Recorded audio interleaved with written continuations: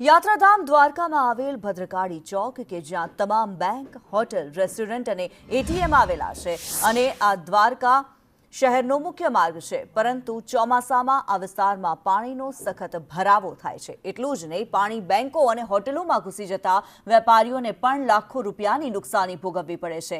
જો કે આ બાબતે ગયા વર્ષે જિલ્લા કલેક્ટર સ્થળ નિરીક્ષણ કરવા આવ્યા હતા, ત્યારે નગરપાલિકાના અધિકારીઓ દ્વારા આ સમસ્યાનું તાત્કાલિક સમાધાન કરી આવતા વર્ષે કોઈ જ સમસ્યા નહીં થાય તેમ જણાવાયું હતું। છતાં પણ તંત્ર દ્વારા કોઈ જ કામગીરી કરવામાં ન આવતા સ્થાનિકોએ અનેક સવાલ ઉઠાવ્યા છે।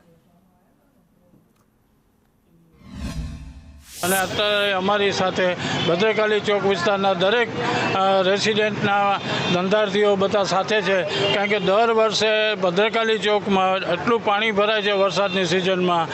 આ બાબતની અમે અનેક રજૂઆતો નગરપાલિકા, મુખ્યમંત્રી બધાને રજૂઆત કરી છે, પણ છતાંય કાગળ ઉપર જ હોય એવું અમને લાગે છે। અગાઉ અમારે ગયા વર્ષે પાણીની રૂબરૂ મુલાકાતમાં કલેક્ટરશ્રી આવ્યા હતા, મુખ્યમંત્રી ફરિયાદ નિવારણ કેન્દ્રમાં અમે ફરિયાદ કરેલી।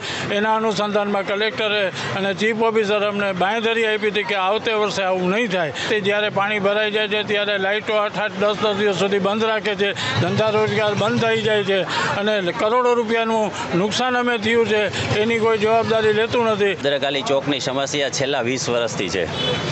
ગયા વર્ષે પણ આપણે 15 દિવસ બધાના રોજગાર ધંધા બંધ રહ્યા હતા। અહીંયા નેશનલાઇઝ બેંક છે, HDFC, bank of Baroda, axis bank, ICICI bank, આનું નુકસાન ગામને પણ એટલું થાય છે અને મેઇન રોડ છે। આ સમસ્યા લગભગ છેલ્લા 20 વર્ષથી છે। ગઈ વખતે પણ અમે આ રીતે બધાએ સાથે મળીને આ રજૂઆત કરી હતી, ત્યારે કલેક્ટરશ્રી, પ્રાંત અધિકારીશ્રી, GBના ઓફિસર અને ચીફ ઓફિસર નગરપાલિકા બધા અહીંયા હાજર હતા અને એમની સામે જ સૂચના આપેલી હતી કે અમે આનું નિવારણ આ વર્ષે લઈ આવશું, પણ હજી સુધી કોઈ વસ્તુનું એક્શન હજી થયું એવું લાગતું નથી।